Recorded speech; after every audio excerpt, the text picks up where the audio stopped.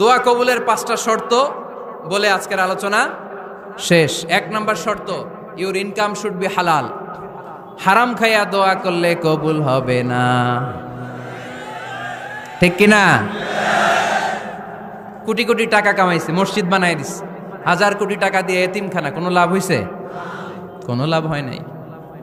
ইন্নাল্লাহা তাইয়্যিব লা ইয়াকবালু ইল্লা তাইয়্যিবা। আল্লাহ পবিত্র, আল্লাহ যেটা গ্রহণ করে ওইটাও হওয়া লাগবে। লা ইয়াকবালু ইল্লা তাইয়্যিবা, হারাম থেকে আল্লাহ কবুল করে না। এক সাহাবী, এক লোক আল্লাহর হাবিবের জামানায় কাবা ঘরের চারদিকে কাঁদতে কাঁদতে, আওয়াজ করবেন না, কাঁদতে কাঁদতে, ঘামতে ঘামতে, দোয়া করতে করতে শেষ। ইয়া রব, ইয়া রব, মাফ করো, মাফ করো। সাহাবীরা দেখে বলে, এর চেয়ে বেশি আমল তো কাউরে করতে দেখলাম না, আজকে তার সব দোয়া কবুল। বিষ্ণু বললেন, তোমরা তাই মনে করো? মাতআমুহু হারাম, ও যা খায় হারাম খায়। মালবাসুহু হারাম, যেটা গায়ে দেয় হারাম টাকার জামা। মাশরাবুহু হারাম, ও যে শরাব খায় এটা হারাম। আন্না ইউস্তাজাবু লাহু, আল্লাহর কি ঠেকা পড়ছে তার দোয়া কবুল করার, ঠিক কি না? হালাল থেকে সামান্য দান করলে আল্লাহ কবুল করে। হালাল যারা খায় তারা মুস্তাজাবুদ দাওয়া। এই যে বাজারের কুলিওয়ালা, ঠেলাওয়ালা, দিনমজুর, আমার রিকশাওয়ালা ভাইয়েরা, মুস্তাজাবুদ দাওয়া। রিকশাওয়ালার কাছে দোয়া চান, ও মুস্তাজাবুদ দাওয়া। ওরে ধমক দিয়েন না, ও দোয়া করলে আপনার জীবন উজালা করে দিবে কে? আপনার বাড়ির দারোয়ান হতে পারে মুস্তাজাবুদ দাওয়া, কারণ বেতন পায় 5000, ওর হারাম ঢুকবে কেমনে? যেটা খায় ওইটাই হালাল। এজন্য আপনার ইনকাম হালাল হতে হবে দোয়া কবুলের জন্য। শর্ত নাম্বার 1। শর্ত নাম্বার 2, দোয়া করার সময় দোয়া করতে হবে একজনের কাছে, তিনি কে? আল্লাহর কাছেও কিছুক্ষণ মসজিদে চাইলেন, আবার মাজারে যেও বাবার কাছে চাইলেন, দোয়া একেবারে কবুল? কবুল হবে? খবরদার, চাইতে হবে একজনের কাছে, তিনি কে? 3 নম্বর শর্ত, দোয়া করার সময় ইয়াকিন থাকতে হবে। ইয়াকিন, উদউ আল্লাহ ওয়া আনতুম মুকিনুনা বিল ইজাবা। এমন ভাবে দোয়া করেন যে আপনি নিশ্চিত, আমি যা বলছি আমার আল্লাহ শুনছেন, আমি যা বলছি এ দোয়া আল্লাহ কবুল করবেন, অবশ্যই করবেন। আল্লাহর উপর আস্থা একটু কম না? কম না বেশি? যার আস্থা বেশি তার দোয়া কবুল হওয়ার সম্ভাবনাও বেশি। আপনি যদি সন্দেহে, হায় রে দোয়াটা যে করতেছি না জানি কবুল না হয়, ওই দোয়া জীবনেও কবুল হবে।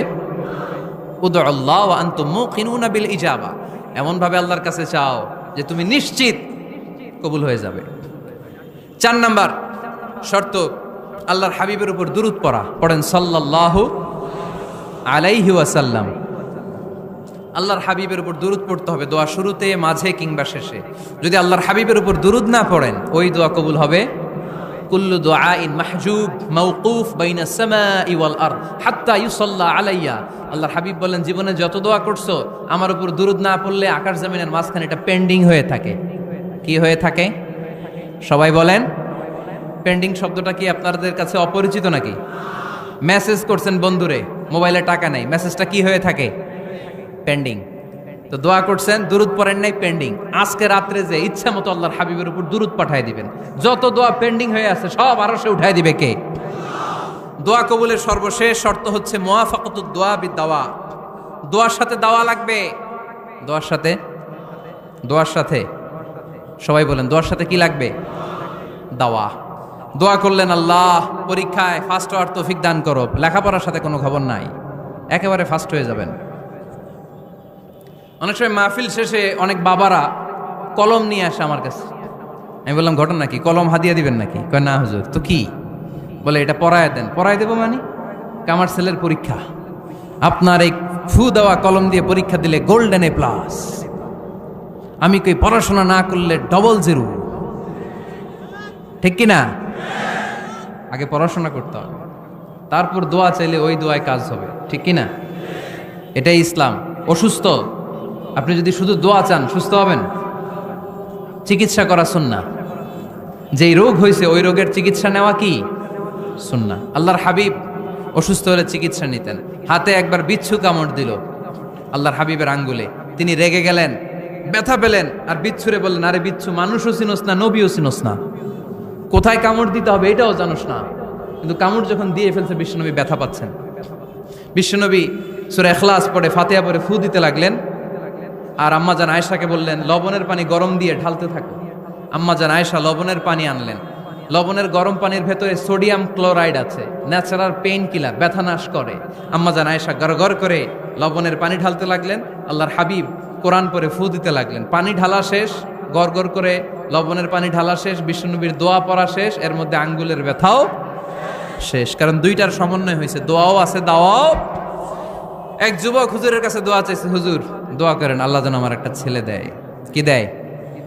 ছেলে হয় নাই। পরের বছর আইসা আবার দোয়া, হুজুর দোয়া করেন আল্লাহ যেন একটা ছেলে দেয়। হুজুর আবার দোয়া করলেন, ছেলে হয় নাই। তৃতীয় বছর আবার, হুজুর দোয়া করেন আল্লাহ যেন একটা ছেলে দেয়। হুজুর কয় ঘটনা কি?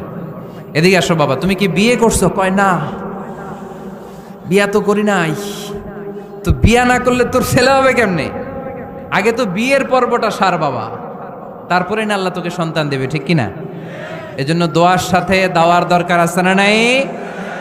আমরা দোয়া করব, দোয়ার শিল্পটা রপ্ত করব, দোয়ায় চোখের পানি ছাড়বো, এই বিশ্বাস রাখবো আমি যাই দোয়া করি আমার রব সব দোয়া কবুল করে নেবে। চিল্লায় বলেন ঠিক কিনা? আর এই দোয়াটা চাইবো একজনের কাছে, তিনি কে?